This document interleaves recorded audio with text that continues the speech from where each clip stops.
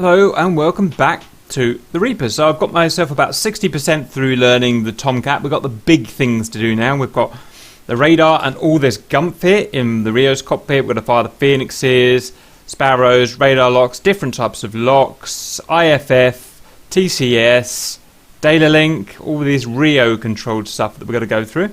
So we're just going to I'm going to be doing some learning. I've got my buddy Stahl here today. We're just going to be seeing what we can do. Are you there, Stahl? Hello. So I've got quite a nice little method. I mean, this is a big aircraft for me to document the bigger so far.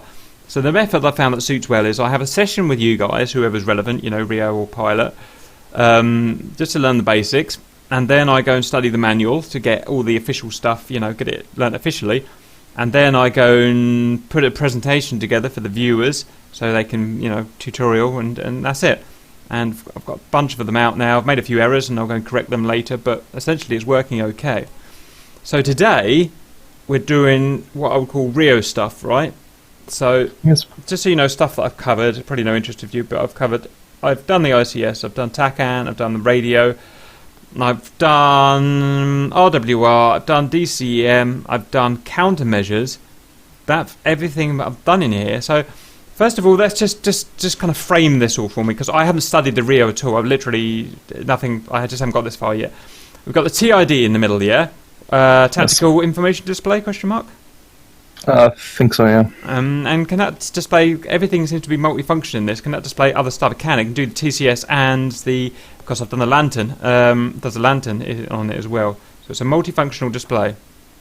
Yeah, it has 4 different main modes. You can see it to the left and in front of the stick because of black knobs is TID. Yeah, gotcha. So those are your primary modes. I hope my fucking tracker doesn't start. Yeah. Stop. So you got the TV feed down there.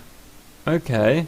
I've got the same problem, Star. I've got it because it's sunlight now. I have to have the windows closed. It's so frustrating. Fucking hate that. Now I notice on the right you've got a HSD. That is a HSD, right? Yes. Now it's just a backup one that mirrors the front one. Well, you say that, but it says ECMD on the knob, which is an ECM display. So is there some confusion there? Has it not been implemented yet? Love to look at that, but I'm currently need to fuck with my head tracking first. Roger. I have read a little bit about this. The ECMD is a thing. It sounds like we've not gone into it yet, but okay.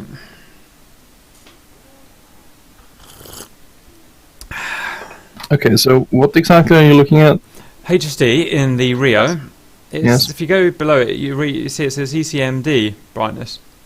Now, my understanding from reading the manual about that is that there is a HSD, which is nav, and you can turn the HSD to an ECMD, which is a bit like what I'll describe as the data link HSI in the Hornet, where you can see SAMs and SAM stations and stuff like that. That's my rough understanding. Have you covered that? So, as far as I remember, there are a couple of kind of legacy systems, and you'll find quite a lot of them in the RIO pit, that they either wanted to implement or implemented in the early versions, and then they realized, yeah, well, that's maybe not so great, and then they just got rid of it, but there's still switches and buttons and whatnot.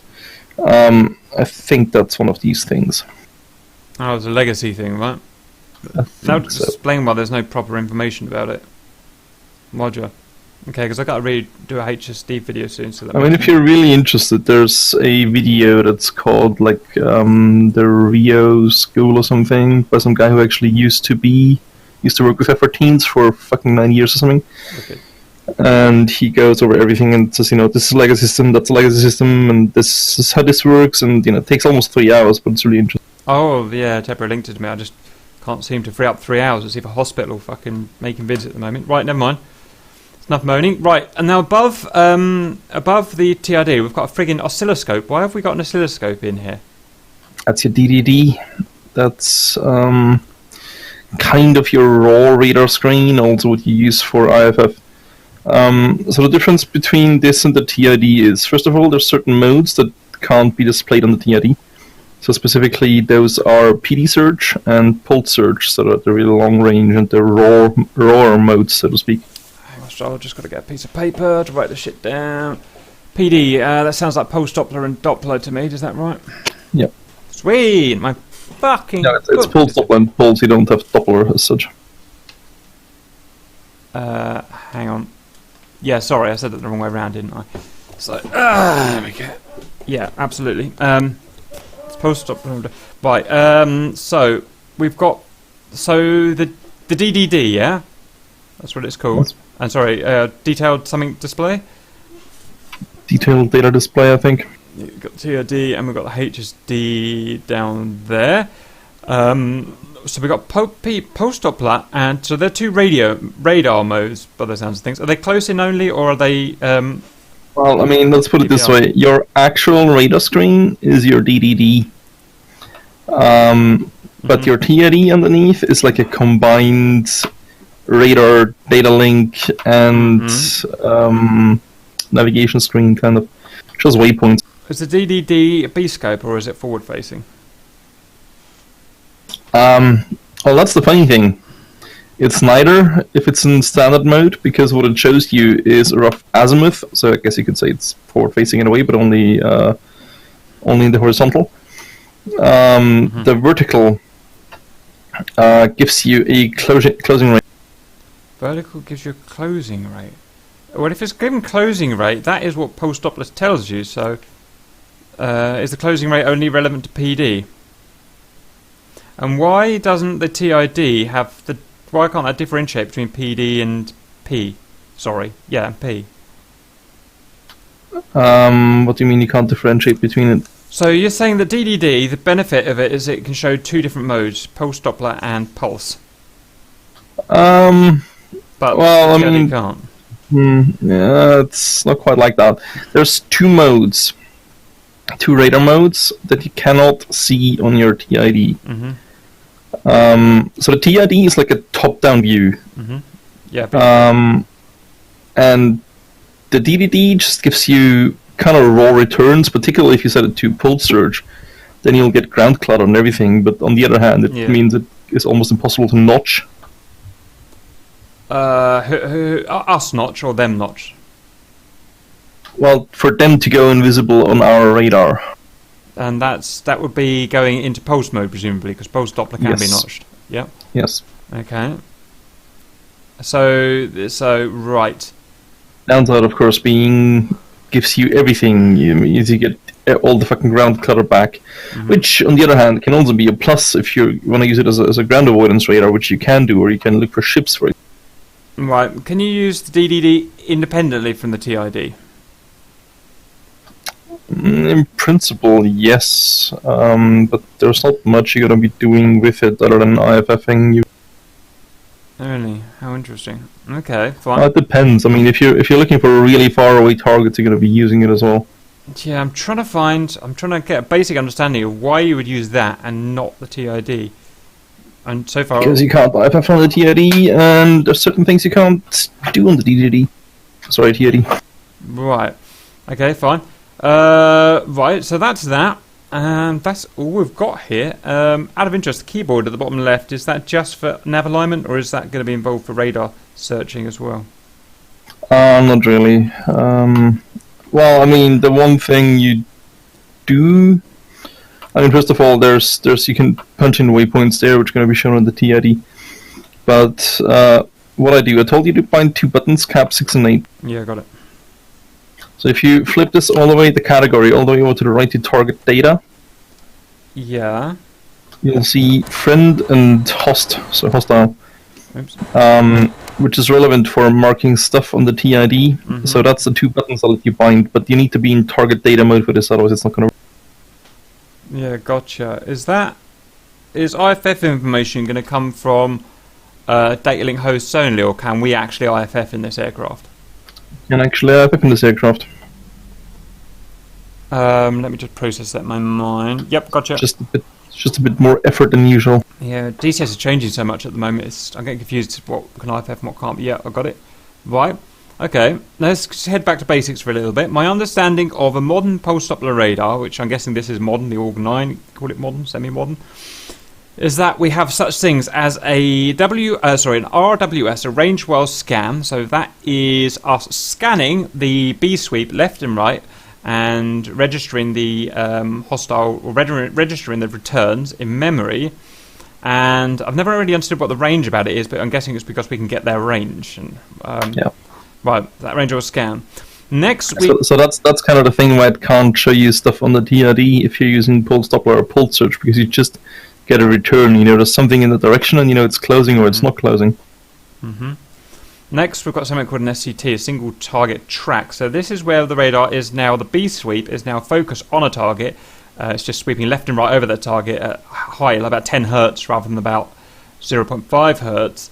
And that is soaking all of its energy on that target and nothing else. So we just see that one target fixation, and that allows us to fire a semi-active radar homing missile, including the AIM-7 and the Phoenix. Would you agree with that? Just doing quiet semi-active radar homing missile, including AIM-7s, I take it. Yeah, so AIM-7 is only semi-active radar homing, yeah? Fox 1. Confirm. Right, let's try that again. What was I saying? Yeah, then we get SCT, single target track, allows us to fire Fox 1, like a Sparrow, okay? And Phoenix in Fox 1 mode, is that a thing? In principle, yeah. I mean, the Phoenix goes Fox 1 mode as long as it can, or as long as it's far enough away from the target, and then it just goes active. Any of the Fox 3s do, basically. I mean, looking at them as fully fire and forget is, particularly with the Phoenix, is a bit iffy, because they'll keep going that way, and they'll turn eventually the radar on, and they might find something. Mm-hmm. But that doesn't necessarily mean it's going to track properly or find the right target. Absolutely, yeah. I've had plenty of experience with AMRAAMs, just me sending them off in STT, then turning away and hoping that it will track to the target, but when it does finally go active, it will just chase a friend down or something. Yep. Okay, so you've got to use them responsibly. God, can you imagine the amount of IFFs GR's about to get? The amount of friendly fire that's going to happen with this missile. It's going to be ugh. Well, I mean, you've seen that yourselves, and you and me got a nice triple kill with a single missile. Jesus, that was in practice with experienced RIOs. Can you imagine? Right, let's not think about that. Anyway, okay, so we agreed on what STT means. Next is the TWS. So, I've never... You're going to like the fact, by the way, that there's actually two different STT modes in this aircraft. Right, send. You have PD STT, which is pulse Doppler single target track, which is kind of your standard-ish single target track. Understood. And you have pulse STT, which is more useful in close range because it's less likely you're going to lose the target. Yeah. Okay, no, I understand that. I'm wondering if in F-15 if it does that automatically, because I've never seen it switch to... They must have the same technology. I've never seen it switch to pulse before. But it's an FC3 model. It interests me. Anyway, it's I don't know. Not really a topic for today. TWS. My understanding is the B scan, the radar emission beam, carries on scanning the entire radar scan zone, but it is so it's still going at 0.5 hertz, but it is It keeps a track file of enemy aircraft, yes, or any context you have. That's right. So, but it is, but you are still fucking hell. You can select targets. You can select targets. That's what I'm trying to say. You can still select targets. You're not, we're not going into 10 hertz SCT track, but we can select some targets to shoot missiles at in TWS. That's right. But we're still maintaining. You can also fire Fox 3s in this mode, although technically you have slightly more range in STT. I mean, we're in a TWS. We're giving the missile much less information to work on. We're giving them a last known position of the selected target 0.5 hertz ago, 2 seconds ago. That's what we're giving it, isn't it? Basically, yeah. Rather than 10 hertz update on an SCT. I think the minimum you need is 1 paint per 2 seconds. Yeah, that is pretty much standard. Yeah, 1 paint per 2 seconds. Yeah, so that's pretty shit, because a guy could do a split S, half a split S by then, and then your TWS is going to get confused and lock a bad guy. I've seen all kinds of weird shit. Okay, so we're agreed on what all this does. Would you say the TWS just has one mode? You don't have the P mode with TWS? Negative. Sweet. There's TWS. I mean, you can look at all these fucking modes. If you look to the right of the DDD, yeah, where it says WCS mode, there's 6 buttons. Yeah. Those are your main radar modes. You have PD STT, Pulse STT, PD Search, RWS, Trackle Scan Auto, Trackle Scan Manual, and Pulse Search. Let's just go for the difference between PD Search and RWS. So range of scan. So that's half a hertz when We're just range well scanning. The difference between PD search to RWS is simply... No, what is the difference? I can't work out a difference there. RWS isn't showing anything... Sorry, PD search isn't showing anything in the TID, first of all. It's only going to give you DDD return. Mm-hmm. Other than that, it has slightly more range.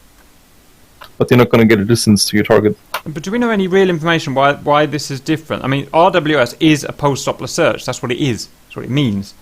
So what's post-Doppler search? It's just the same thing. Not sure what the technical differences are specifically. I just know what it's in principle used for. Okay, so there's some difference in there, but we don't understand in terms of... Well, all it gives you is an azimuth and the closure rate. So like the Doppler shift, basically. So what do you get? But you don't get a range. Yeah. Okay. Right. Yeah. So the range. So with the range well scan, it's doing something extra. That's the difference. Yeah, I'm not entirely sure how it's deriving the range, actually, to be honest. But it's because it's doing something extra, Stahl. It's got to be. So RWS, I think, sounds like it's PD search plus an extra scan for ranging. It's got to be. Basically. Again, I'm not sure how it derives the range, but yeah. Okay. Clever people on the internet, obviously, help us out, please, because we've got to learn this shit. We're doing our best. Right. So. Okay, I've got a basic understanding of that. Next is TWS, and for some reason we've got different modes. We've got search, manual, and auto. I can't understand. Well, no, TWS, it's pulled search you're looking at, first of all. That's the pulled mode. Yeah, fuck that up, didn't I? Right, sorry, let's start again. We've got TWS, auto, and manual. What does that mean? I mean, doesn't... So TWS is trackball scan, which you can use to launch HOX3s from. While still keeping situational awareness. The difference is kind of that in TWS manual, you still have most of the control of your radar dish. So you can change the elevation, you can change the bar and elevation, the azimuth scan angle settings and such. You can change the azimuth. The trackball scan auto can't do that, but the trackball scan auto it switches automatically to that when you're firing phoenixes from trackball scan manual. So it sounds... But then it's basically just going to be locked to the position. So if you actually want to move your radar dish around, you need trackball scan manual. Right, got it. So it's the amount of control that we can input into the dish. Basically, and trackball scan auto just the aircraft kind of does it for you, and usually it would just be fixed to the... Yeah, interesting. Okay, and then pulse search is what we were talking about earlier. Hang on. So yeah, you got pulse lock and pulse search. This is organised really weird, isn't it? So pulse search as opposed to pulse single target track. Okay, I got that, Stahl. So I've got those modes understood. Display. Why have we got IR in there? This has no IR. It doesn't have any IR sensors. So that's what I talked about earlier regarding legacy systems. The F-14A, the early version of the A, used to have, instead of the camera that we have in there in the nose now, it had an early IRST system, so infrared search and track. Wow. But then they realized that it was kind of trash, and they're like, yeah, fuck this shit, we're putting a standard camera in there. Well, I mean, standard, it's really high resolution for the time, actually. But, yeah, it was, wasn't it?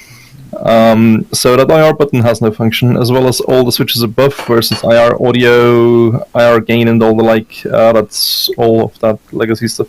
So this is all legacy stuff. How interesting! And isn't it funny that the Russians revived that in the early 80s with the flanker and whatnot, and mastered it? Isn't it funny? And the US gave up. What a piece of history! Interesting. Very good. Okay, very good. Next, Stahl. So I understand the modes. Where do you want to go from here? Well, it's a question. Do you want to talk about DDD? Do you want to talk about the radar as such? How to change radar settings? How to use... So I'm trying to get my head round. So I've got all these controls around the DDD, right? I'm just having a look around. I've got range. I've got dish elevation. I've got things I can change. Do they also, when I change that is also going to affect the display, the TID display? It depends what you're talking about now, specifically. Let's say, so I'm just looking at a bar on the left that says radar elevation, it's got to be, yeah? So yeah, that's well, I mean, okay, so if you're in the radar mode on the TID, I think it would be... No, actually, in general. So you have two white thingies there. Yeah. The one on the left is your current bar elevation. So do you know what radar bars are? Yeah, I do. I don't know how many degrees they're going to be in this aircraft, but yeah, I get the idea. I'm not sure, but we should probably explain it for the viewers. Mhm. So basically, one bar would be one sweep of the radar in the horizontal, and you can do several bars to cover more elevation. Obviously, doing more bars also costs more time. So the left needle shows you which bar you're currently at, while the right needle shows you the general elevation setting of your radar around which it's currently centered. So could we say that the right bar is the right mark is the center of our bars? So if I move that to 20 with the right mark, my bars will be centered around the plus 20.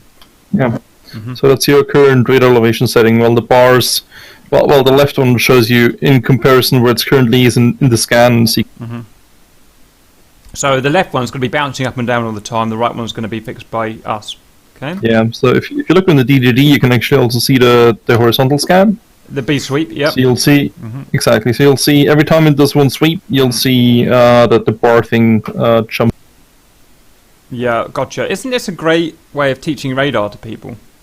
Yeah, it is actually. So manual. This is what I was saying about the FEC. What's the last plane we did? The MiG-19.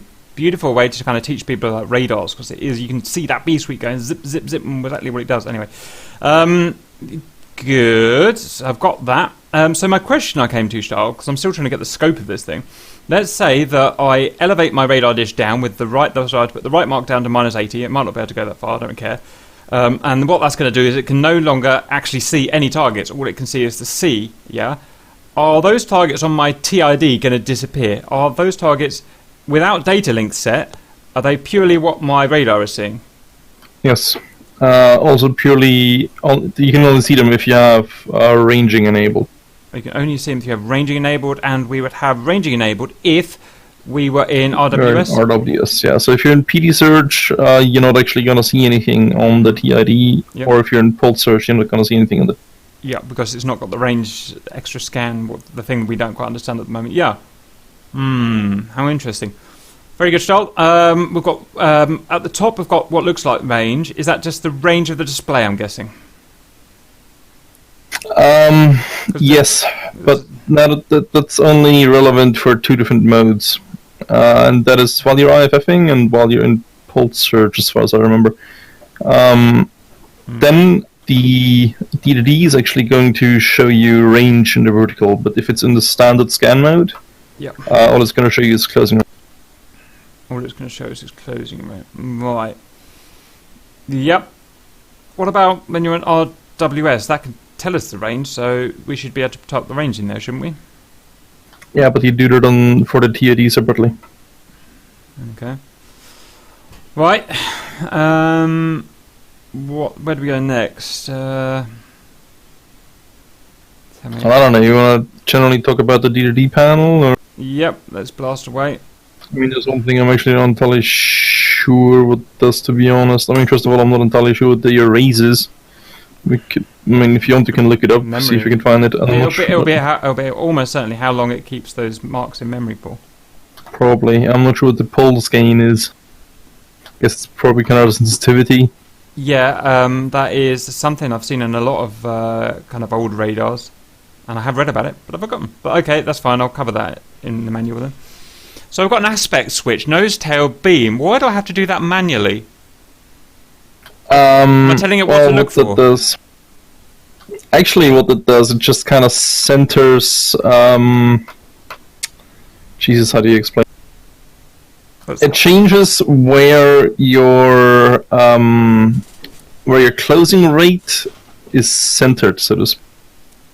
Nice. So if it's in beam, it's looking for targets that are closing at 1200 knots or opening at 1200 knots. If it's at nose, I think it's like plus 1800 minus 600, and tail is vice versa, something along those lines. I don't know the exact numbers, but it's roughly that. But so in a more modern system, it would do that automatically, right?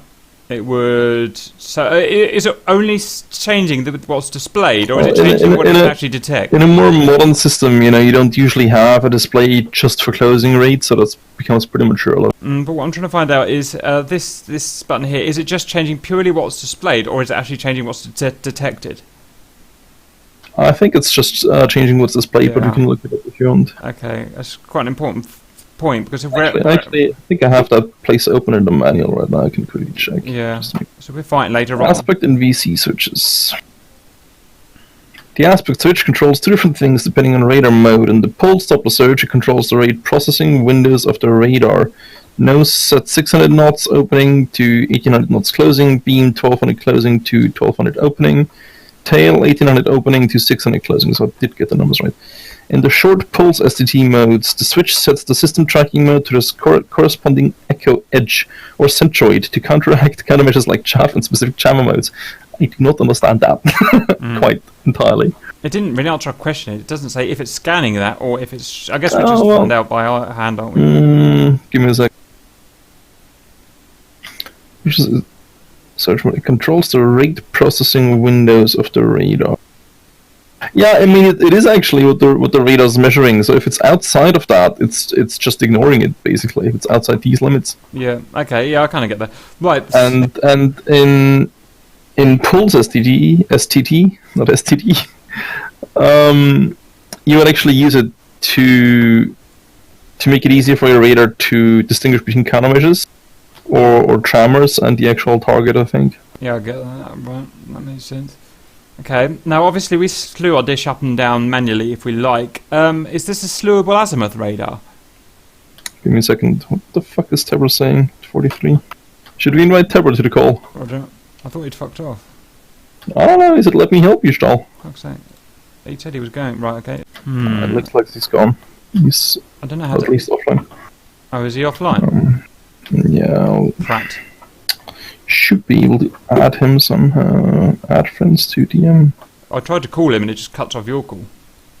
Yeah, it does. You can make group calls. I'm just not that experienced how to do that. Mm-hmm. Oh, well, see if he comes back on. I forgot what I was asking. Yeah. So so I can change the elevation up and down. Can I slew it in azimuth? Yes, you can, and you can also check set how much azimuth you want to scan. And what's his maximum? That's plus minus 60. Either way. Yeah. Yeah. Yeah. And so it's actually quite wide. So if you look on the left front horizontal panel console, that's your radar area basically. A left front console. Okay, so yeah, got it. So yeah, I see there. So do you prefer, out of interest, do you prefer to scan at 120 azimuth total scan, or do you prefer to scan like 30 azimuth and then move and slew it around? We're trying to work out what would be best. So I would say my most used scan modes are plus minus 40 and plus minus 20, because all you add in terms of scan range, of course, technically it shows you more, you have more coverage, but it's gonna take longer. Mm-hmm. Also, once you're in trackwell scan manual, which you're going to be using a lot during combat, once you actually find stuff, it's going to limit you. So you can't do 8 elevation bars and plus minus 65 because it's just too long. Yeah, exactly. It takes too long to cycle through it. And I think that's where the erase knob comes in there. If you're going to knock that right up to 65 degrees, you're going to want to whack that erase time down, aren't you? To increase I don't think so, to be honest. Okay. Right. Okay. I think that's more if you would use it, I mean, you're not going to use it that much in pulse mode from the get-go, but if you're going to use it to look at the ground, or if you don't want to have ground clutter stick around for fucking ages, for example, then you'd use it. Okay, fine. Understood. Sorry, let's just, where did we leave off for? Yeah, I don't know, you want to have a quick... scan around? Yeah. What?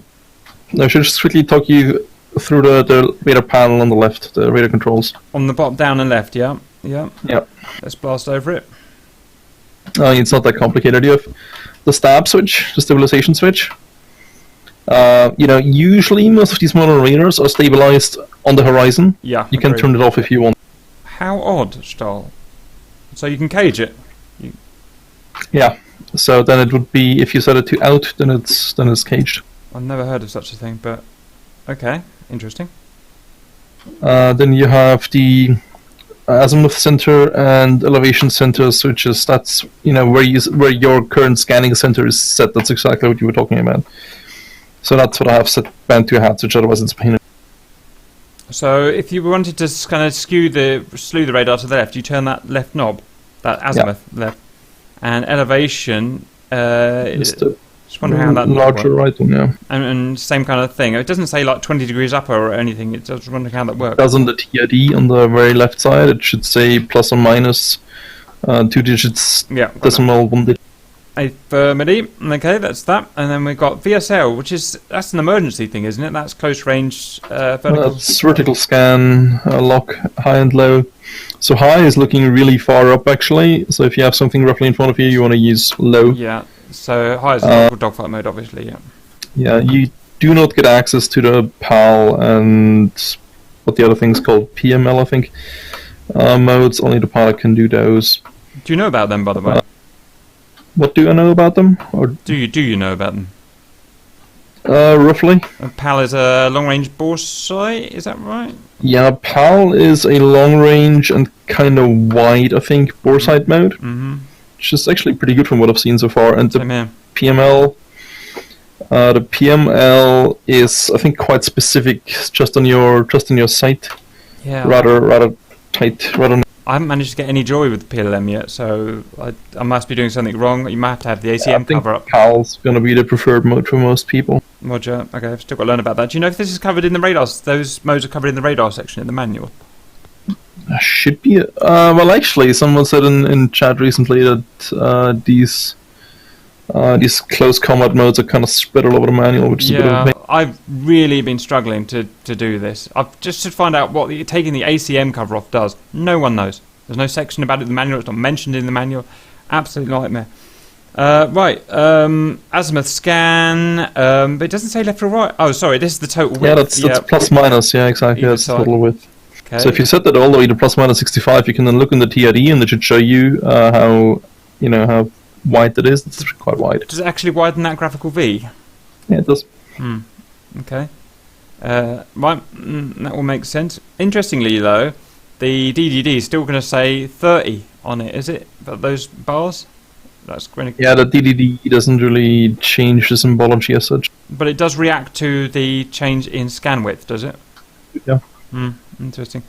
Right, azimuth scan, elevation bars, we know about that. TCS is obviously TCS, which we'll look at in a bit.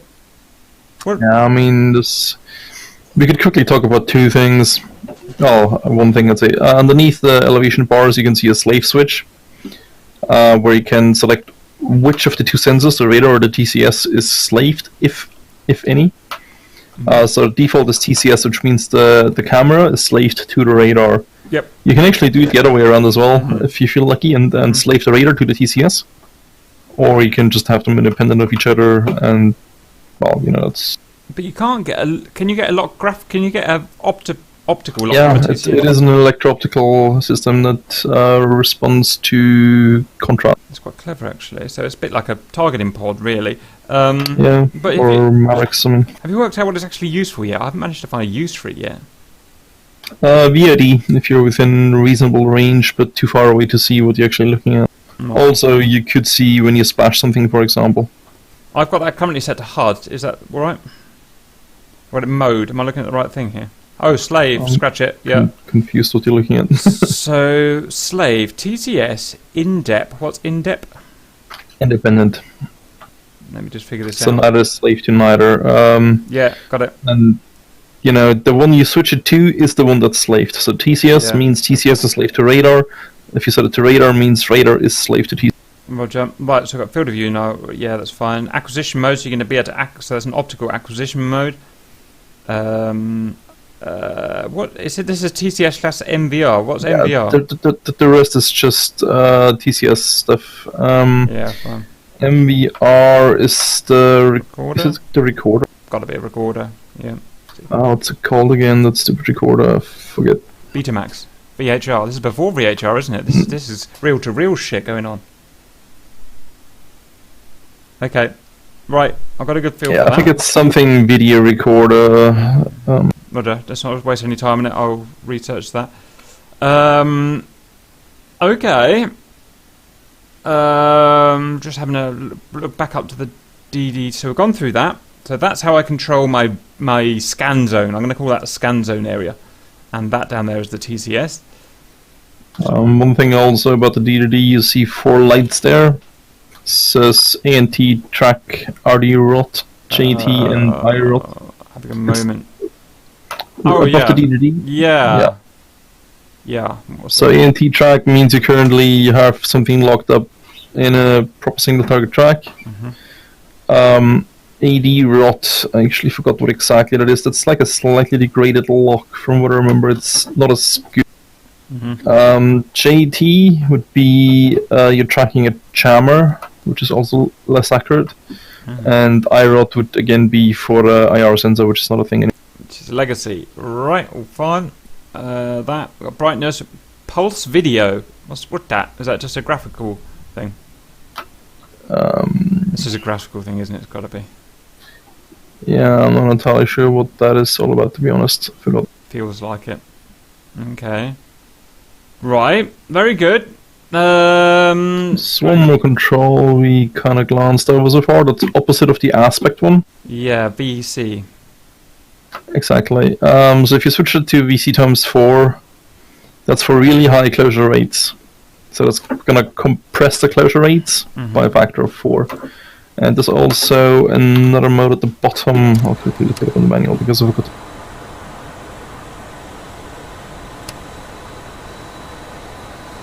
It doesn't seem to do anything with me, Stahl, when I do. Oh, yeah, so VID is for. No, you're not going to see that unless you actually have a contact on your thingy. Are you currently? You have contacts on your DDD. Yeah. Switch it up and you'll if your radar's not currently scanning, I guess. It gives me. Okay, I'll take your word for that. It looks more or less the same when I put times 4 on, but I'm obviously missing something. Yeah, it's identical. I don't know. Well, let's just. Yeah. Okay. Yeah, it controls the rate scale on the DDD. It should actually change it. Maybe it's not implemented. So. The X4 sets the scale to 800 knots opening to 4,000 knots closing. Fucking hell, 4,000 knots. Wow. Norm would be 200 knots opening to 1,000 knots closing, and VID sets it to 50 knots opening to 250 knots closing, so that's switched down. Does opening mean they're going away from us? Yeah. So relatively, they're moving away from you. Roger. Sounds good. Pucker, mate. I'm learning all these controls. I've got all the modes done. Display doesn't mean anything. This stops doesn't work. Legacy, I know that. I know that. I'm pretty sure pulse gain and erase video options. Brightness, pulse video, I bet they're video options. What type of lock you've got. The type of range you use in 2 modes. Elevation and bar, display. We've got a bunch of CCM modes and a bunch of other junk up here. Yeah, so the top left one is used to set target size, but it's not functional. The next one is set to for main lobe clutter filter. I fucking keep forgetting what that does, to be honest. Now we're getting complicated. Yeah, so I mean a lot of this stuff has no function. You'll see for the top 4 switches, only the second one actually says it has a function. So MLC stands for main lobe clutter. I also have that somewhere in the manual right here. Give me a second. Hang on, Cap wants to have a guess. Can I have a guess? So, do we know if it's a horned radar or not? A what radar? Okay, I'm going to guess that this is a precursor then to a horned radar. Horned radar is there to filter out ground returns, and I bet this main lobe was before they had before the horn, the dish horns. Okay. Well, I mean, in principle, that's what it does with doppler shift, isn't it? Yeah, but that's a completely different way of doing it. Okay. So it says the MLC switch controls how the system suppresses the main lobe. What? Sweet. You there, Stahl? 80 degrees. So yeah, it's gonna have something to do with ground clutter, but it's the. Hello? Well, you're kind of coming in and out. Okay, can you hear me clearly now? I've got you now. Okay, so I mean, the manual doesn't explain it properly. It's just 3 lines. I'm pretty sure it has something to do with ground clutter. So it says the MLC switch, so MLC for main lobe clutter, controls how the system suppresses the MLC in the radar system while in pulse Doppler mode. The out position disables the system while the in position enables it. The auto position automatically enables the MLC filter if the antenna lookup angle is greater than 3 degrees. Lookup angle is... Okay, gonna run with that then. Sounds the opposite of what I said, to be honest, because look down. Which one I think it should be enabled, but okay. Okay, we're just going to leave it in order. You also have directly underneath the PD threshold clutter, which is, usually you just leave it on normal anyway. So you've got clear. Yeah, but the other 3 things are not implemented again. Oh. So a lot of no function stuff. Also, the 3 buttons underneath the CCM mode's not implemented. Either not implemented or legacy system. A lot of these no function things are just legacy systems. Well, does it say that in the manual? Does it say this thing here is not implemented? Or have you just had to work it out by trial and error? You can just hover over it and they'll... Stand by. Oh, no function. How interesting, Stahl.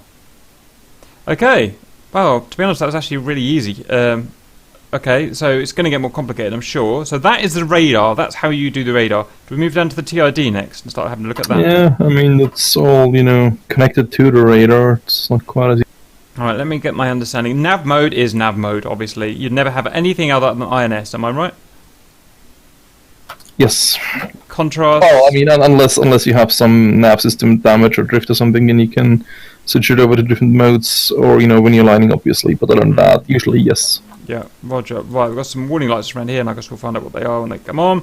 We've got a couple of video options. Own aircraft, it says at the top, which I don't understand why it wouldn't be our own aircraft. Yeah,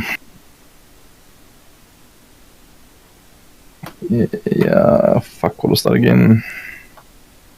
I'm guessing you can slave it to the host, to the data link host, which is a bit weird, but kind of cool, if that's right. Yeah, I'm not entirely sure of that, to be honest. Okay, let's carry on. I've got DEST. Now, here is your different waypoints, by the looks of things. Exactly, so that's how you select waypoints, so waypoints 1, 2, and 3, fixed point, which you can use for nav fixes, an ingress point, STs for surface target, HBs, home base, and manual. Not sure how you would do with. I think it might enable you to actually set a waypoint on the TID, possibly, but I'm not entirely sure. Interesting. Steering is just which one you got selected, obviously. Well, that's actually, steering just shows you which nav mode the pilot currently is in. Oh. So it's going to say TACAN or it's going to say DEST, and when it's in DEST, then your waypoint is relevant for the pilot. I'm just going to jump in the front quickly. We've got DEST, TACAN, AWL, Vector, and Manual. Okay, let's run with that. We've actually got 2 pushable buttons I didn't see. If we go down, there's just slightly, there's collision steering and track hold. Have you seen that? Yeah, so collision steering is to set it's a course as far as I understand, and track hold is how long stuff will stay on your TID after it's faded. So it's just a couple seconds if it's off, and with it on, it's like up to 2. Yeah, okay, gotcha. Right, let's go down to the display. We've got a bunch of stuff here. Everything's pretty turned on apart from launch zone, so TID, reject image device. Oh, no function? TID out num, what does that do? Okay, wait, give me a second, I'm going to switch to Discord. Alright, so if you look at your TID, you will see all those targets on it. They have a number next to it, so it's 1 or 2, sometimes 3 or 4 or 0. That's altitude, right? Yeah, that's a rough Angels in 10s. Why doesn't it have the proper altitude like the F-15? You can, if you hook it, it'll give you exact altitude. Yep. Anyways, what does the button do? It just turns it on and off. Those are basically just declutter modes. Oh. So if you click that button, the number 1s and 2s should go away. It just helps. Yeah, there you go. Oh, it's just the display. Yeah, the TID sometimes gets very cluttered, so you have a couple modes for that. So that gets rid of all the symbols you just clicked and just leaves the dots. Yeah. So you notice something there. If you go through it too quickly, I can't tell you. I can't. So data link just turns on and off data link targets. It can be really annoying if you have several targets in front of you and you see them on your data link and on your radar. That actually means you'll have two symbols on it, because one comes from data link, one comes from radar. They're really close to each other and gets very cluttery. So sometimes you just want to turn off the data link and just see what you can actually see with your own radar. Okay, you're not going to like this question, Stahl, but if you've got a data link host, and you're scanning, what happens if your INS is misaligned? Do you get the two signals kind of like phasing? But for one, probably. I mean, you do always get that slightly offset anyway. It's like two different signals anyway. Interesting. Okay, so that answers the question. Okay, I mean, these are obvious. Whether your jam strobe on and off, whether it's a non-lethal attack. Yes, so everything friendly gets filtered out. Then there's the launch zone. You can turn it on. You'll get additional information. Is that how far they can fire? Honestly, I haven't figured this one out entirely. We should probably quickly bring up the TID. There's still a couple of things I need to look up. Where is it? Why can I not scroll the artifact? There we go. TID, where is it?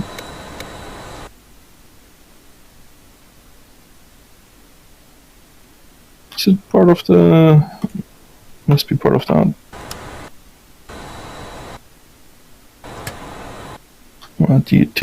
Tactical information display and associated controls. There we go. So it's somewhere. What is the question right now, actually? So we've got a button here called Launch Zone, and it adds a length. That should be for you. Enables display of weapon launch zone depending on the selected missile type. These replace the velocity vectors on relevant targets.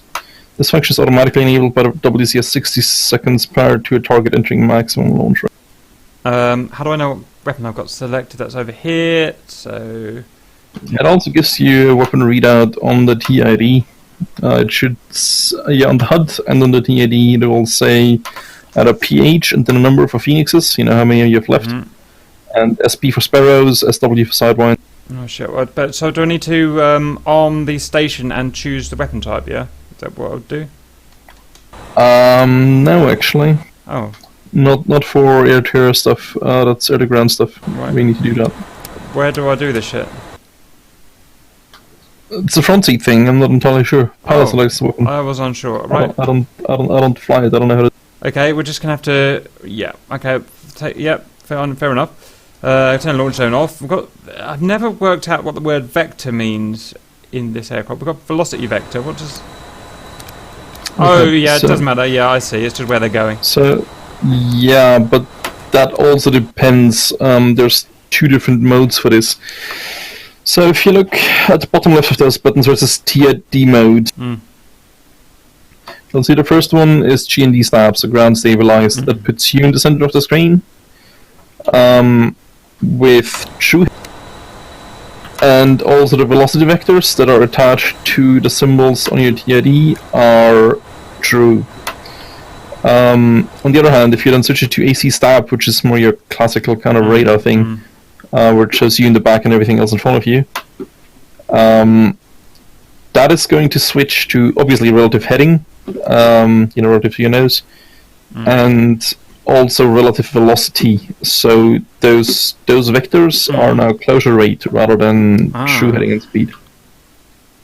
Right, so I've got to go back to ground mode. I don't understand this. Is this an E-scope now? Is that what we're looking at? Or... I'm probably sure what an E-scope is, but it's in principle... Side view. It's a side view. No. It's in principle the same top-down view, except it's now zeroed to the north, and you're in the center. One thing to note, though, if you keep flying, you're actually going to... this is going to be stabilized to the point on the ground where you're engaged. I see. All it's done is rotated this image round, hasn't it? To magnetic. Well, yeah, and it puts you in the center, and it just shows you what's around you rather than just what's in front of you, and it rotates it, so it's like up is north. Still not quite there yet. I know it rotates it. I've got that. Well, I don't get You it. could- you could- I'm in you the could- centre anyway, Charles. If I go back to AC stab, oh, I get it, right. I get in it. the bottom center in AC I stab. get it. So this you could say is comparable to something like a data link page in the Hornet or something, except Yeah. it's older. Plus it doesn't move with you unless you set it to AC stab and then back to ground stab, then you reset it. But when you're actually flying around, you will move over the screen and eventually potentially vanish off it. I think it's quite clever, but that's just me. Right, third mode, attack. What's that doing? Gives me a line, Stahl. Gives me a line. Yeah, it's in principle the same as AC stab, but just gives you attack steering symbology. It says. I'm not sure what the point. Right. And then TV is TV feed.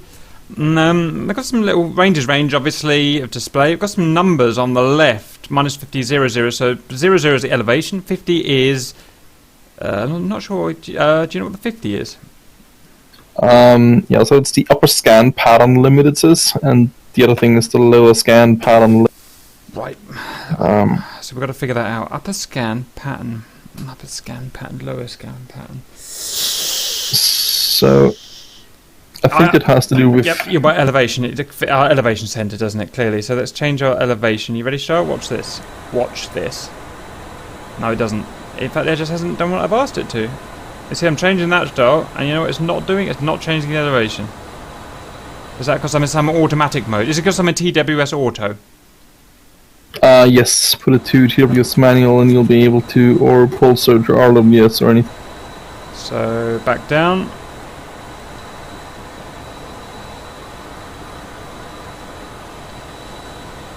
So as far as I understand, these numbers above and below are pretty much how far you can see up and down. At a certain range, because it's only relevant at a certain range. So it'll be when you can see up and down. Let's see if it changes with the scan range here. It's just simple. It does, right, at the scan range. So at the scan range of 100 miles, we could see up to 58 somethings high and 0 somethings low, and they must be not miles. No, it's like the distance from you, I think. So we're going to have to disagree here. Let me explain my thinking. Right. So, right. This is us. We're firing our scan zone out, yeah? As well as deviating, diverging in azimuth, it also diverges in elevation by about 10 degrees, yeah? Yes. At a range of 100 miles, the bottom, in terms of elevation of that, at 100 miles, we draw a plumb line down here, 100 miles.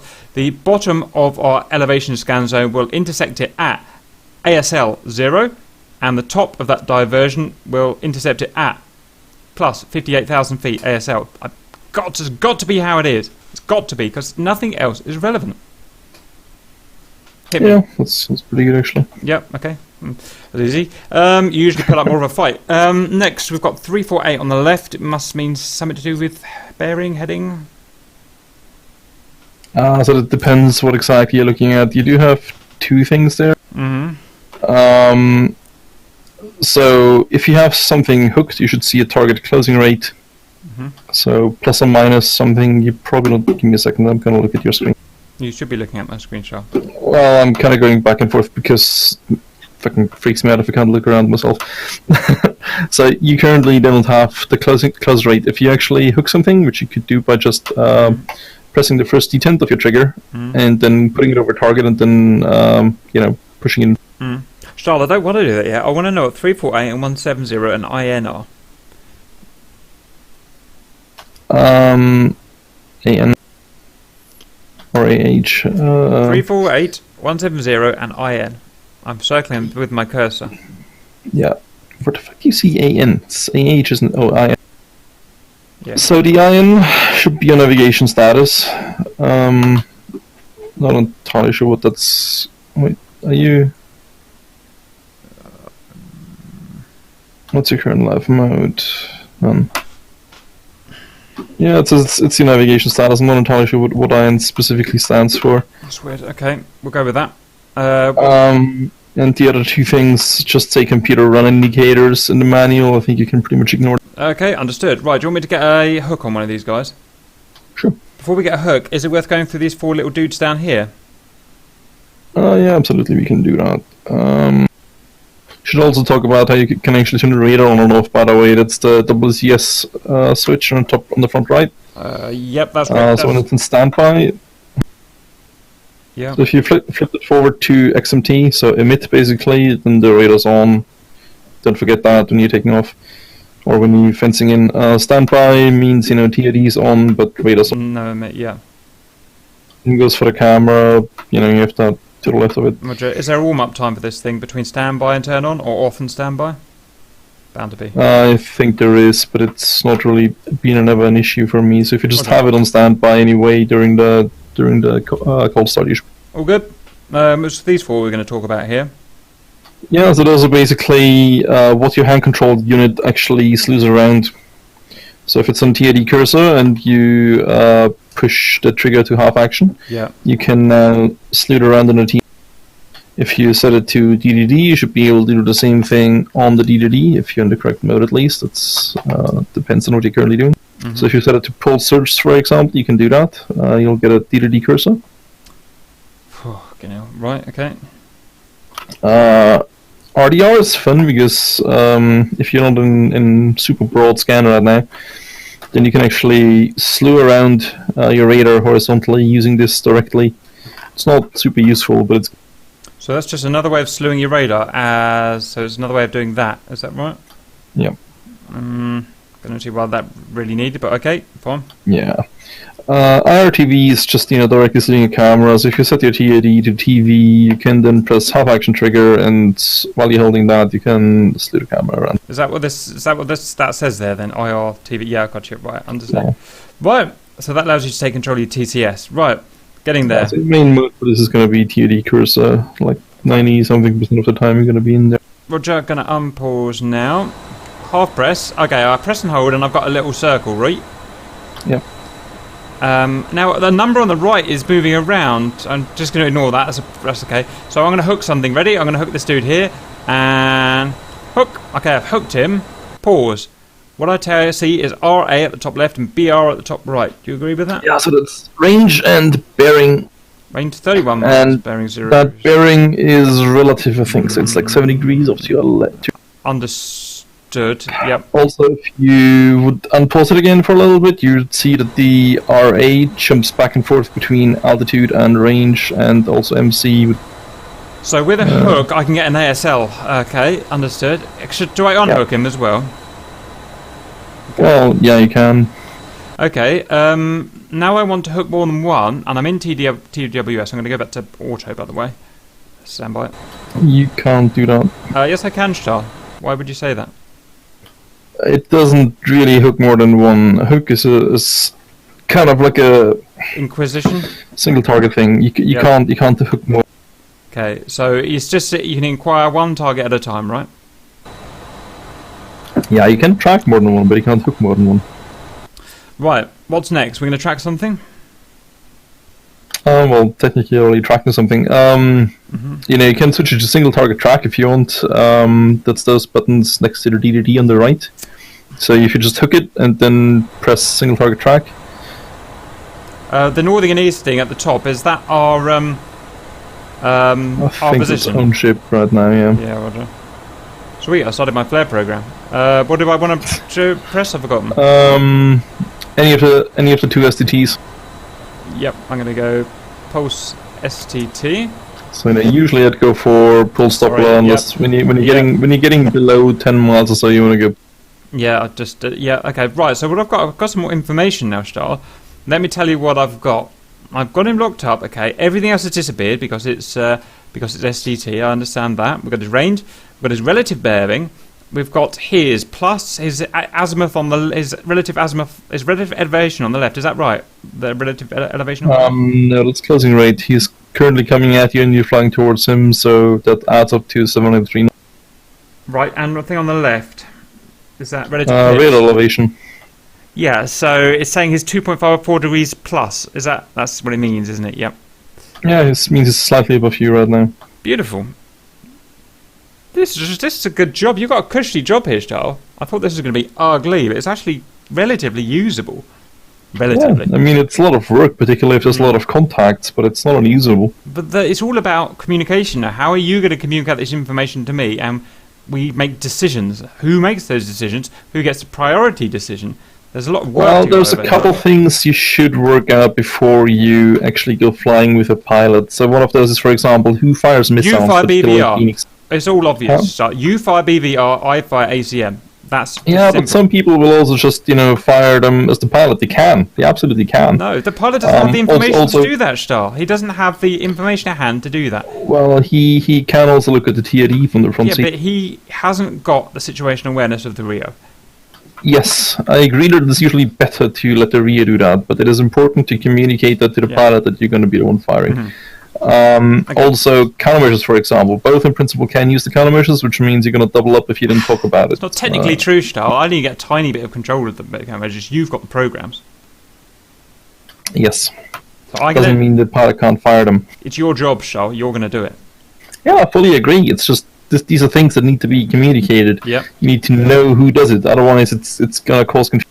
Right, so so good. In Cap's ship, all BVR shooting is done by, I'll say this now if anyone's watching, is done by the RIO and Soames Canterbury. Sorry, I just got to interrupt, Charles. I'm just having a quick look up the top with the DDD. I see we've got anti-track and RD rot. So it's slightly unhappy with that track. Do we know? No, I don't think it is. As long as both is on, it's okay. That's perfectly normal. If the end track goes away, then there's a slightly worse lock. I can look it up if you want. Oh, it's no, that's the kind of thing I'm probably going to read about anyway, so I'm not too worried about those. Well, it's I got it right here Right, so somewhere. antenna track is an antenna track, and then if it loses an antenna track. Yeah. So RD rot, radar on target. Light indicates that the target is in the radar range or rate gauge. Is in the radar range or rate gauge and is being tracked in range or. So not on azimuth and elevation. Oh, so it's outside of the. Look, Yeah. ANT track, antenna track light indicates that the radar is tracking the target angle in azimuth and elevation, and this indicates that it's tracking it in range or rate. So you're currently tracking both range, rate, and azimuth elevation. Right, yeah. Okay. Out of interest, I've got this guy locked. I'm still pressing trigger 2. Can I let that go? Yeah. Oh, yeah, absolutely. If you hook it, it's just a tab. You don't need to hold. Right. So I've got him hooked. Wicked. Okay. What do I do? Fire a missile? Is that the next thing we're doing? Yeah, sure. I know it's going to be a bit. Here's another question. So I've locked him. I think no, you haven't answered it. I've locked him, right, and he's 7 degrees to the right. Is my antenna going to automatically slew to the right, or is he going to just slide off the edge of my scan cone? No, it's going to slew there. It's a single target track. This is going to track him as far as the antenna allows. Okay. Also, as long as you're in single target track, the pilot will get the symbology in the HUD. But in regards to communication, if I'm the RIO, one thing that I'll also always be communicating is, first of all, new things on the radar that might be dangerous, particularly if I already have something as a target.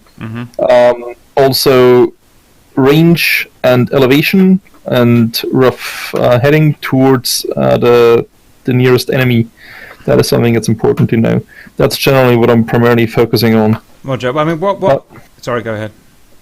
Yeah, I mean, other than that, it's it depends a lot on what the pilot wants to know and such as well. I mean, the techniques, Charles. Here's the big problem of what the boys do. This is just generalisation. I'm not saying everyone does this. The biggest problem that the boys do is they see a big bunch of baddies out front, like we've just seen, yeah, and they pick one out and they put STT lock in and like 40 miles away, and then they'll fly towards it until they can shoot it, and they've lost they've lost all of their situations. The STT lock should be done a second before we fire the missile. Well, I mean, first of all, I rarely ever STT lock. I mean, the thing is, there is actually one point to that. You're not going to lose an STT lock as easily as a contact is going to fade off radar, because the antenna tracks it automatically. While when I'm in trackball scan manual, for example, I will have to constantly adjust, particularly the radar elevation, while this guy is coming closer. That's right. And that can be quite difficult. And the closer he gets, the narrower my radar beam is at that range, so it becomes more difficult and more difficult to actually keep track of him, and eventually you'll lose him. So below 10 to 20 miles, it becomes quite a pain to actually track people if you don't have them in STT. Right. That's the main downside to... That's fine. I mean, that. if we're tracking... ignoring ATM, if we're tracking someone within 10 miles, we haven't done our job right, because we should have been turned away or fired a missile. Yes, absolutely. But, I mean, particularly with the Phoenix, this is not much of an excuse to get within that range unless you get some... Absolutely, yeah. We agree. So my main complaint was is that let's not get target fixation. Let's, only lock when we need to fire. Only STT when we need to fire. Also, if you're carrying Phoenixes, I wouldn't even do that, because if you STT them, they're gonna know that. Yeah. They already are tells them there's a fucking F-14 locking you up. Yeah. He's gonna go defensive because he knows there's a fucking Phoenix. Yeah. If you don't do that, you just fire that thing. He gets no warning until this thing goes active. Okay, so we're almost reserving STT for ACM, by the sounds of it. Yeah, that and Sparrows. You can't fire Sparrows in TWS. Yeah, that's fair enough. Okay, fine. Sorry, I completely forgot what we got there. So we've got him locked. Okay, we agree that the antenna, because it's an SCT lock, is going to slew automatically to follow him. We're in pulse Doppler. Good, everything's good. So what I want to do now is fire a missile. My pilot has got a missile selected. Let's pretend. Do I just press launch, or do I? Well, yeah. If you're in trackball scan or STT, you just press launch basically. Phoenixes take about 3 seconds to come off the rails in standard. Do I press and hold? Negative. You just tap it once, and then it's going to come off the rails a couple of seconds later. One thing that I like. What's that delay? Is that data transfer? Honestly, I'm not entirely sure. Maybe it's just making sure that you actually have the contact on your radar screen reliably and you're not losing. Because that happens sometimes. You push the trigger and then it just fades and then it doesn't come off the rails. Which is also one thing that is good for the pilot to communicate, because it's easier for him to see that the missiles come off the rails. Mm-hmm. When the RIO is busy, I don't know, from my own experience, I sometimes struggle to notice whether it's come off the rails or not. I mean, technically you do have the missile counter on your screen, but I find it helpful when the pilot just tells me like 1 away or something like that. Understood. Bear that in mind. And now I haven't got any aiming information, Stahl. If I lock someone up in an F-15 or the F-14 in the front seat, okay, it gives me a lovely big range bar, and that range bar shows me an R-max and an R-min of that missile, and it gives me information of when to fire that missile. Where is this information down here? Well, I mean, the only thing you have is the filter buttons. There's one that should give you missile launch range. That is the launch zone, so let's just press that quickly. Yeah. And it's saying currently that we're nowhere near launch range, and that's fine. I'm sure that's just the missile got selected. But I'm honestly not sure whether this even works for Phoenixes at all, because Phoenixes you can just fire from so far away. I mean, my longest range Phoenix kill is from 100 miles. Yeah, absolutely agree. And as an experienced F-15 pilot, I don't use any of those scales. But okay, that's just it does make sense. So you've got I'm happy with that.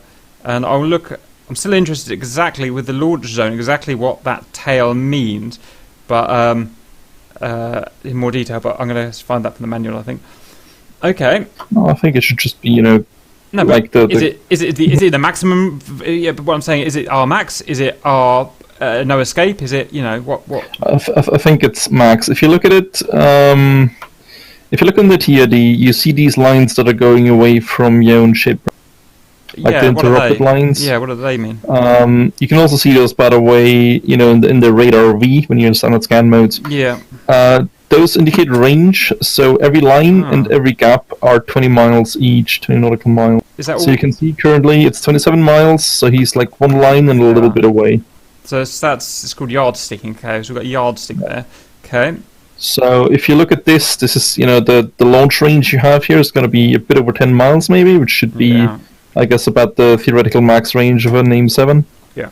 Well, actually, it's 20 miles, but okay, that's fine. Is it? Yeah, it's 20 miles R max. It's lethal, absolute max. But it also depends on your altitude and closure rate, doesn't it? It's exactly right. I've built a table for this, because I used to be a competition F-15 pilot before I met you guys, and I know all these by heart. So what we'll do is we'll get together and sort this out with the Phoenixes. But anyway, let's carry on, do our job. Back to just the missiles. There's actually some options down here I've never seen before. So we've got launch. We've also got something speed gate. I don't know what that is. Yeah, I've not actually figured out what to do with that, to be honest. The fast turbo, and you didn't know either. It's probably one of these things that is just I mean, isn't in the manual.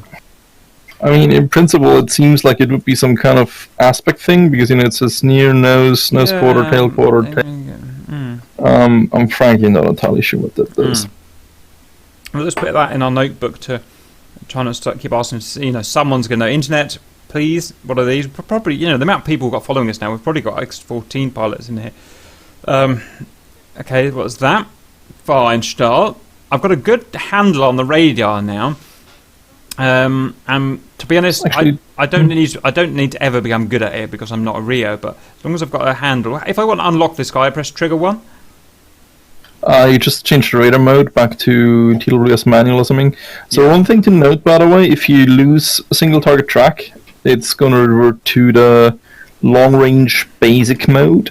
So that can kind of throw you off. If you lose a lock and you're not going to see anything in your TID afterwards, it's because you're either in pulled stop or in pulled surge mode. So that's let me get this right. So if he fades, it's going to automatically put us back to search? From an STT, yes. It's gonna, if you're in pull stop or STT, it's gonna put you back to PD search, which is the long range mode that doesn't show up on TID, only on the DDD. If it's pulled STT, it's gonna change you to pulled search. So, if you actually want to see something on the TID, if he's reasonably close, you want to switch back to RWS or trackball scan. And we'll know that because literally the target will fade on the TID, right? And we'll lose our information at the top. Yeah, you'll just lose lock. It's quite easy to see. Okay, that's super. Should we try locking some multiple shit with TWS? Might also be worth looking at how you actually mark... well, first of all, IFF and mark shit. Oh. So, the IFF function is quite interesting in this. It requires the DDD, so that's one of the things you're going to need that for. And to the right of it, where it says display, you'll see, there's the radar, IR, and then there's an IFF button. Hang on. Radar. No, lost. Are we up at the DDD now, yeah? Yeah, to the right of the DDD, straight to the right. 3 buttons in a row. Yeah. Under display, are we talking about? Yeah. Oh, there it is. Yeah. So, you currently have an STT, right? Yeah, okay. Yeah, so I can't see anything on my DDD. Yeah, it's okay. You don't need to see anything in the TID. If you hold down the IFF, you're in active pause, right? Give it a go. Stand by. Okay. All that's doing is moving a line into the middle of my DDD. It basically just centered your current target. That works, by the way, for hooked targets as well. They don't need to be STT'd. Yeah. It's going to move the target to the center of your DDD, and it's going to show you either a double line, which is very easy to see, or a single line, which you'll have to kind of look closely for to be able to see properly over the crosshair. So double line would be a friendly, single line would be an enemy, or unknown, that is. But you need to hold the IFF down meanwhile. I see it. If you just press it once, it's not going to do it. Let me play that again. Also, I don't think it's going to work properly for you right now because you're in active pause. Yeah, I see it, Stahl. So it becomes a single line. Okay. Yes? I don't know. I'm not sure whether he saw it properly right now. You might want to go out of the pause for a second and try it. Okay, stand by. Active pause coming off. Pressing yes, fine. I get a single dashed line left to right. Yeah, about, I don't know, half an inch long. Fine. So that's how you IFF. There's also the alternative option of not having anything locked or hooked and then holding IFF. Stand by. That's gonna show you everything that you currently see on your radar screen, and you're gonna see that the position of them on the DDD actually jump, and that's because the scale then switches from closure rate to actual distance as long as you hold down the IFF button. So this is one of the things where the range buttons on top of the DDD become relevant. You're not going to see that on the TID, just the DDD. I'll just fuck things up. Right, I'm now going to hook someone. Hang on. Yes, sorry, I'm good. I'm going to hook a guy. Okay, I've got a guy hooked, not locked. I'm in TWS Auto, and I want to IFF him. I'll press IFF. Yeah, just hold it down. Hold it down until you can see a nice return. There, you see that single line that's on the cross? That's it. Oh. If it was a double line, it would be a... Not much of a fucking line, Stahl. I can't... Oh, yeah. Yeah, I know. This is kind of a pain to see. If you just unhook him, if you just go to standard trackball... remind me how I unhook something? Well, you can just hook him again if you feel like it, or just hook anything that's not. Okay, I've hooked something else. Well, no, don't hook another plane. Oops. How do I know? Oh yeah, okay. So I know I'm unhooked because I've got my northing and easting. Yeah, gotcha. Yeah. All right. So if you now hold down the FF button, by the way, you need to be unpaused as well because the radar needs to sweep. Sorry. Now you'll see that the position of those things actually changes because the closing rate changes to distance on the DDD. And you can see there's no friendlies in this group because it's right. See, you have similar closing rate to all of them, but the distance differs. So as soon as you hold the IFF button, you can see they spread out. Well, otherwise they're just one blob. So I can IFF while scan. It doesn't have to be track. I can. Yeah, you can do that. It's just the thing is, it's a little bit more difficult to then know what's what actually. Yeah, because how do I relate a contact on the DDD to the TID? Well, that's where the DDD actually switches to range, so you can see what rough range it is and what rough azimuth it is. It just needs a little bit of care, but you can identify what's what. Let me just try and paint that. Fucking hell, I can barely do that. Yeah, you're right. It hasn't picked up the close ones, for instance, but I guess they're probably out of radar range, so that makes sense. Well, they might just be notching you or something like that as well. Okay, makes sense. So that's actually why I said it would be good if you bound the cap button 6 and 8. Because if you now switch the cap, so the computer at your left hip, to the what? Sorry. Target data, the very last one on the right. I've got it there, Roger. Alright, now if you hook anything on the TID and press either friend or hostile. I'm going to hook something and press friend or hostile. Roger, stand by. I've hooked this little dude here. Oh, it says it's pointed to something called unknown. Is that? Yeah, that's unknown. Yeah, exactly. So you don't know what it is.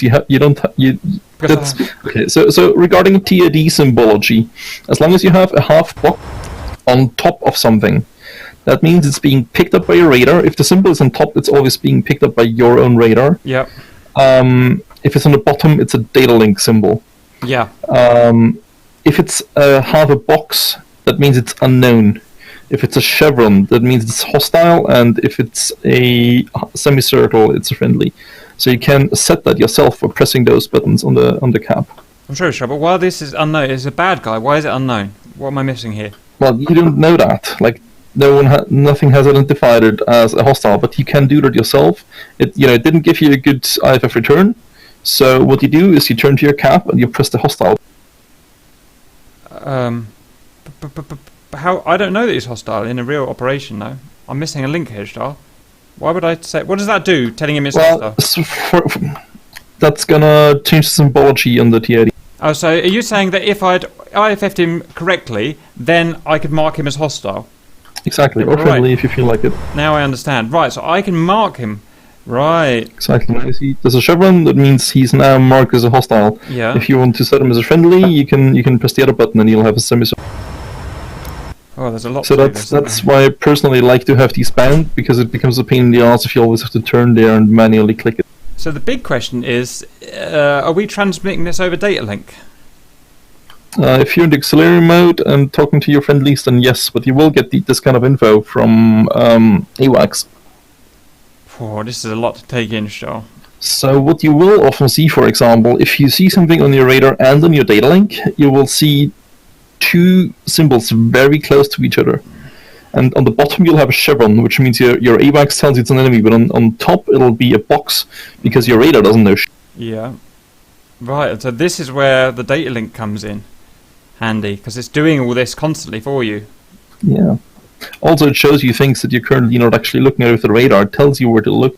Right, so we've taken this leap from FC3 now, where you just know what everything is, just without having to do anything, and we're having to find things out now, aren't we? We're having to either interrogate it ourselves or ask the AWACS. Yep. Interesting, and we've got AWACS tonight as well, so now I'm getting it. I can't work out how I'm going to document this. There's just so much. Tell me about it. I mean, I've honestly, I still don't know how you'd probably do videos on it. It's difficult because there's so many things that are interweaving. It's like the TID, there's so many things. It's not just straight. It's exactly the problem. How do I unpick things? I can't make a 3-hour video because it's just not useful. How do I unpick these things? And because they all work with each other, how do you unpick these things? And I'm completely stuck on this shit at the moment. And it was Hornet started it with its data link. I can't work out how to unpick the radar from the data link because it's like this. It's all merged together without making a 3-hour, us just chatting, which isn't, that's not a presentation. I don't know. Maybe you could do one video on the one thing and not on the other thing, and then maybe an interweave video to kind of explains how. That's the kind of what I want to do is almost treat this like a non-data link aircraft and just go out, see some baddies, and explain everything I can, but ignore the data link. And then just go over the data link, say this is how we type in the frequency. These are the rough things we can do, and then a video again out with some baddies, but the difference when we've got some data link. It's the best we can. Something like that, isn't it? But all this shit down here, all these different markers. What is this?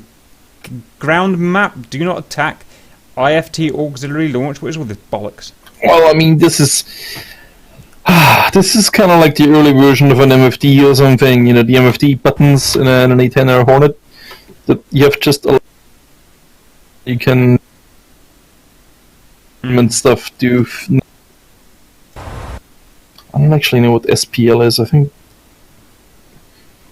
And so we've got a data link option, which is like attack and don't attack and a load of shit I don't understand. Tactical data. In attack data, you can set waypoints. Actually, that's where I would punch in waypoints. So that's so it taught you how to punch in punch in your own position in the beginning to align. You basically do the same shit. So you find the coordinates and the altitude. You don't need the magnetic radiation.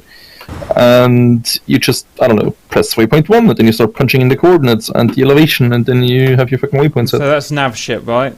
And that's personal, that's nothing to do with data link. I mean, it's not just nav shit, it's also very useful for the lantern, for example. Like, if I know I'm going to a place, I'll just set up a surface target waypoint, because then I can salute to that. It's going to be way quicker than just looking around like a fucking idiot. Or forcing my... I mean, you can slew it to the pilot's nose and tell him, can you just place with your nose on the target and then set it as a destination. That's also possible. But if you can just do this, it's way easier. Okay, can we quickly go over these category knob things? We've got built-in tests, SPL, what's that? Honestly, I don't know all the details myself. I have very little. I think it's primarily tests. You see, like this bits and. Well, bits. But this is not really a radar data link thing. It's I don't know. It's everything. This is doing this keyboard thing is doing a real mix of shit. I'm trying to think in my mind what this is. This is the interface between us and the nav and the radar and the data link. That's what this panel is. Yeah, and it's as I mentioned, nav fixes, inbuilt tests, navigation as such, setting waypoints, telling your TID what's enemy, what's hostile. I don't know what all the options do, to be honest. Like, not even close. Oh, such a fucking hard plane! I hate it. Oh, it just goes. I mean, honestly, you can probably do a separate video just on the cap. On the cap? What is the cap? Sorry. You're going over it, and I never asked what it is. Just in layman's. It's that computer there. It's exactly the computer we're talking about now. It's the cap. Yeah, it's the C8. Right. Okay.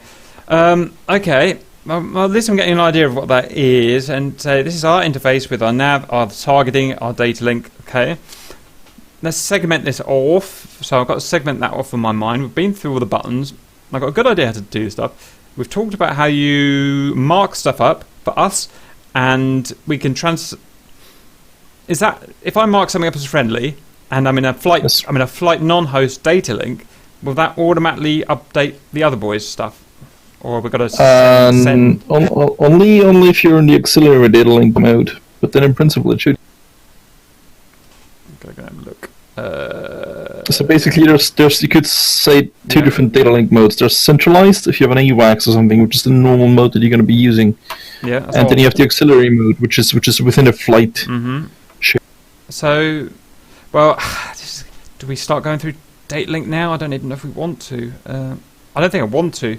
I don't think a data link has that much to say about it. It does. There's a lot of logic gates in there, Stahl. if data link is turned on to centralized, can we do this? Can we do that? Who has control of this? Who displays that? This all needs explaining and researching. But I don't want to, like I said, I want to segregate. I just want to do, first of all, stuff without data link. Yeah, I mean, right now there's two things I think we should still talk about in regards to the radar. So let's see what we're looking at. What you're looking at right now. Are you in? Can you put it to TWS? Well, I mean, auto or manual doesn't actually matter. Done. Send.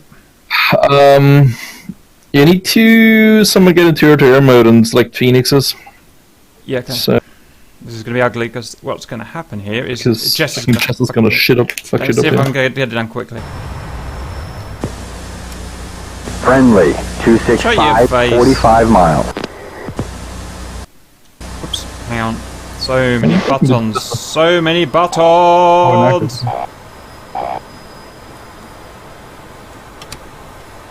Done. Send. Right. Now I see some new symbology on the screen. First of all, bottom right, in light green, it shows you what weapons currently selected. A for him. That's PH for Phoenixes, and you have 4 of them. Yep. If for Sparrows, it would be SP and 2, for example, if you have 2 of them, and Sidewinders SW. Also, on the right side of the targets, where you see the elevation on the left, you can now see target priority. This is selected automatically by your targeting computer. Is it range only or is it threat level?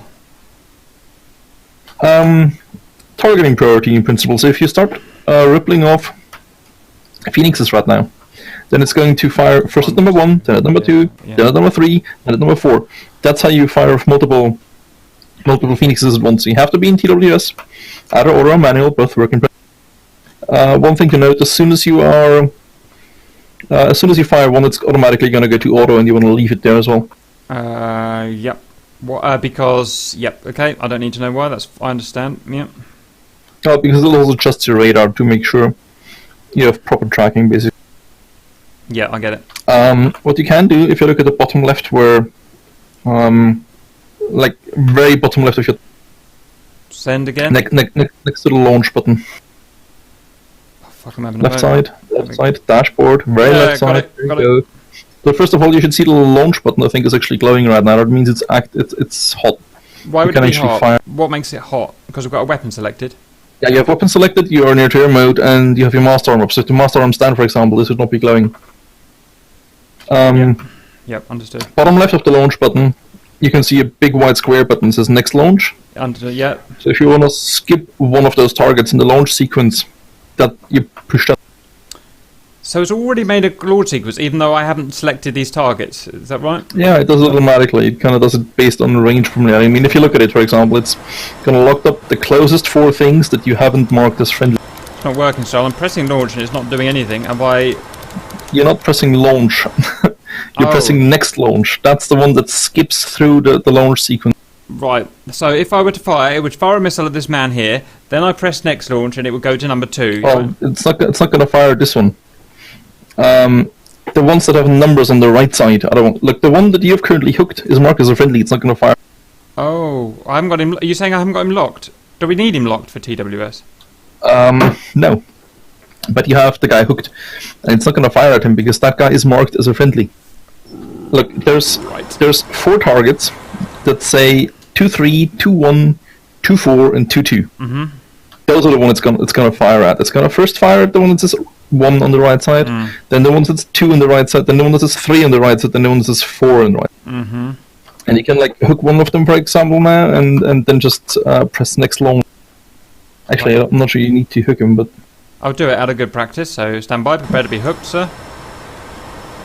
I can't get him. There we go. I got him hooked. I'm going to launch at him now. Yeah. Well, you can just press next launch to see what happens if you want. Nothing. I'm not sure what the symbology right now, but in principle, actually, it switched to one in the back. I think, interestingly. Hasn't. It's still got this one. Look. Yeah. Stahl still got this one selected. Yeah, I see. Hit it again. Interesting. Well, in principle, they should cycle through the launch sequence. I've not actually used this much because usually I just hook what I want to fire at anyway. Alright, should I fire 4 missiles off in a row and just see what happens? Or fire 1 missile off? If you feel like it, but to fire 4 missiles, you have to wait until one's off the rails. So basically, you hit the launch button, then you wait 3 seconds, then you hit the launch button, then you wait 3 seconds. Okay. What I'm trying to say is if I launch here, can then I swap to the next target in sequence? It does it automatically. You don't have to do anything. Just hit the launch button, wait 3 seconds for the missile to come off the rails. Let's do it. Does it have a launch authority? Because obviously we're not in launch authority. Yeah, the launch priority no, authority. is the one... Do we need a launch authority? Oh, authority. Yeah. As long as mass arms up, air mode on. Right, let's fire this monkey. monkey. Ready? Pressed. Let's see what happens. See how the launch light came off now? Mm-hmm. Now you're hot again. That's the missile away. Right, so he's now got a timer on his right, look. See that? Exactly, yeah, that's rough time to impact. Now what's interesting me is I've still got him selected. It hasn't gone to the next guy, which I found No, interesting. that's just fire again, you'll see. Okay. Just fired at the same guy. It won't. There you go. Fucking hell, that's a bit dodge. Now if you hit the next launch button, in principle it should hit the next one up. It should fire at number 2 rather than number 1. Hang on, I've got to think about that. Oh, so this is the next in the sequence, so that's number 1. Right. Now, and you can have up to 6 of them, but you only carried 4 Phoenixes, so... Okay. So it's not going to mark up more than you carry Phoenixes right now. Okay, I got that. So that's firing TWS. That's the only way to do it in TWS, right? Is to lock one guy up, or you don't even have to lock one guy up. Fire. What if I don't want it to ripple off all of them? What if I just want to fire 4 Phoenixes on one guy? STT him. Okay, start. What if I want to fire 2 Phoenixes at this guy, 2 Phoenixes that guy, but nothing at them lot? I don't want to ripple. I don't want the computer to tell me who I'm firing at. How do I stop that? Tell me. Not sure, to be honest. What if I haven't had time to IFF? And then you don't fire. No, then I've been forced to fire, haven't IFF'd, but I know I have to kill the first 2 guys because those have been identified as flankers verbally.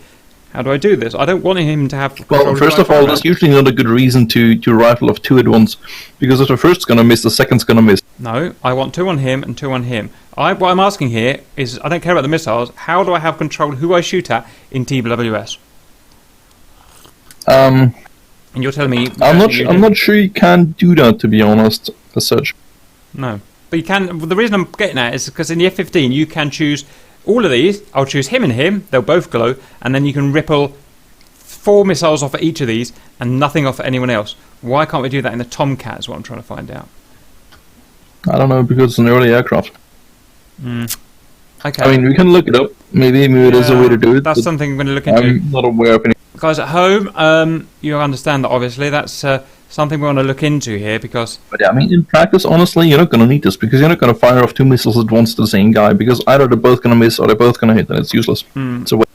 Yeah, but what we are going to see, Stahl, is we're going to see a big furball 20, 30 miles away. We've got one friendly... And what am I trying to say here?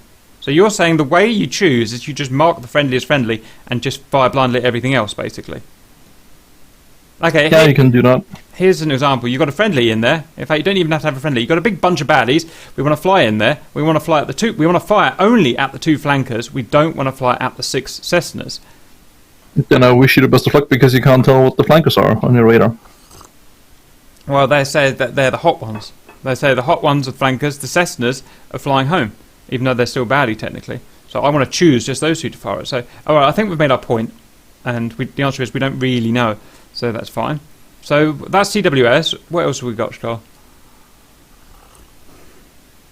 I actually kind of want to look it up right now. Okay. Well, question this is a manual say, I'm not sure. Roger. Because I'm in my F-15 when I'm charging, there's always a big furball you're going to charge towards. You're 40 miles away. You've got to pick out your targets. Our wingman will say, get the 2s that are going right. And this is what happens all the time. Get the 2 that are going right. Okay. I mean, you might be able to hook one, shoot at him, hook the other guy, shoot at him. Maybe that's the way. Maybe the hook is the priority, and if so... Well, why don't I just find out now, Stahl? I'm going to hook something and see what it fires at. It's going to answer our question right here and now. Right, I'm going to get something way out of launch authority. I'm going to hook that guy there who's not got a number. I'm going to fire, even though this guy's flashing, and I bet it goes at the wrong guy. Fire. Fire! The answer is no. It goes at the guy who's flashing. It goes in the next in sequence. Don't like that. And I'm wondering if it's one of these options down here. Well, I mean, yeah, the next launch is in principle the one that should switch through the next one in sequence. Yeah, and that's what it did. But it ignored. I selected this guy. I hooked him. Ignored what I hooked. So we've got a problem there. That's a problem for you, Stahl. I mean, it's a very specific one, but I don't think it is. I don't think it is. I think you're going to find this is a big problem. When for exactly the reasons I've said. Wingman wants you to. I mean, in principle, if you have a lot of targets in front of you, usually you're going to be firing at what's closest, and not friendly. And you're going to fire one missile, and then you're going to go to fuck cold, so you don't get shot at yourself. Okay, that's fair enough. That's usually that's kind of the in a big dynamic zone. Well, you've been playing too much one player. In a big dynamic zone, there's a big furball. No one's concentrating us. We're coming away. Playing single player at all. No, there's a big furball out there. When I say furball, not necessarily AXEM, but they're close to each other. We're miles away because we're the Tomcat. Joker says the two guys running east. Please focus on the two guys running east. We can't do that as it stands. We can't SCT them because we'll lose one of them. We can't track or scan those two targets that he wants us to track. I think it's a big problem. You don't seem to. Well, I mean, I get what you're getting at. I'm not sure you have control of what you're firing at, Stahl. That's my problem. I might have to leave that problem with you, Stahl. Could we see the last thing? Because I'm desperate for the loo. I've got to stop processing as well. Can we just go over the last thing? Because I need to start. It's getting quite late, and I need to start processing. That's just a minor thing. But you might have to look something up in regards to that anyway, because one thing I'm not entirely sure how it works. Roger, what is it? Next to the next launch button. Yeah. It says missile options, SPPD, norm, and PH act. Phoenix active, normal, and Sparrow pole stopper. Sparrow pole stopper is some kind of flood mode, but apparently it's not quite the same kind of flood mode you have in other aircraft, so I'm not entirely sure what exactly. Okay, I think that's probably something I can research. Normal is not flood mode for Sparrows, I'm guessing. Yeah, it's just standard mode, how you'd fire them. And Phoenix active, does that mean it's firing it Mad Dog? I.e. with no... Well, I mean, in principle, I think so, yeah. So yeah, that's a good thing. I'm not sure you can just fire it off without a target like that. I've not tried that. Well, you can with an AMRAM. I mean, Mad Dogging is you got to. Okay, yeah. Oh, I was just explaining to the people at home anyway. If you've got a guy in front of you, you know he's in front of you. AWACS says he's 15 miles away, and we can't find him on the radar because reasons. He's whatever 100 reasons why we couldn't find him on the radar. We can just launch dumbfire a fully active missile, and because it hasn't got a missile, it'll go active, it'll go pitbull straight away and just find the nearest target. And that's what we think that is. Okay, that's fine. Right, Stahl, I know you're looking stuff up, but can if we covered the radar to the extent you're happy with, I know there's technicalities I need to go and look up, but... Extent, yes. Detail, no.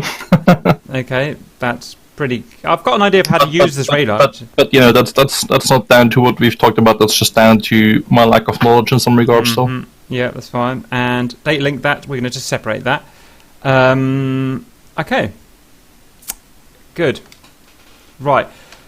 I mean, one thing we could still talk about is the wheel on the hand control unit. What's that? It's a thumb up, thumb down. Yep. That's the fine calibration of your radar elevation. That's what Tepper talked about earlier. It's the fine calibration of our radar elevation. Why would we want to calibrate our radar elevation? I don't get it. Look, do you have your radar elevation band somewhere? Yes, I do. Just checking now, stand by. If you're playing with that, you'll see that it changes rather quickly. So if you want to change it accurately, it's going to be kind of difficult. Oh, fuck's that, in pilot, dickhead. That needs fixing. Stand by. Yeah, elevation up. So it's just a fine control, right? Yeah. And is the center does it recenter the elevation? Yeah. Fuck, We've got to go over these and find out what they mean. Elevation up, elevation down, azimuth left, azimuth right. Thumb up, thumb down are fine controls. DDD mode are the different DDD modes. There are TID, TCS, radar, and DDD mode. Let's try that again. HCU, DDD. Oh, it's those things down there. Yep. Yep, understood. I understand. Triggers, understand. That button is interrogate friend or foe. That is all of them covered. What else have we got? We've got HCU offset and MRL. Did we cover that, Stahl? HCU offset and MRL. I'm actually not sure what those do. I mean, Tevro mentioned it earlier. I don't really use those. That's fine. I'll just say they're unknown for the time being. Did you record all that shit when you were talking to Tevro earlier? Because I'm pretty sure he mentioned what the offset does. Roger. And the other thing is very specific. Even he says he doesn't really. Yeah. Okay. Elevation up, down, left, right. Elevation. I've got elevation recenter here. I'm guessing that puts it back to 0. Fine. Yeah. That doesn't do anything. And this is H. Do you know what VSL stands for? Vertical scan something. No one seems to know what the lock. Vertical scans lock. It's all these close combat modes. You have PAL is pilot automatic lock. You have PML is pilot manual lock, and this is vertical scan lock. Right. Okay. Right. I've got and the Cap 9 and the Cap 8. Are they're the OSBs on the thingy. What are they? They are. What do they relate to? Those are two marked targets. Are they friendly? As friendly and enemy. Friendly and enemy. But only if you're in the target data. So select a position. Otherwise, it's not going to.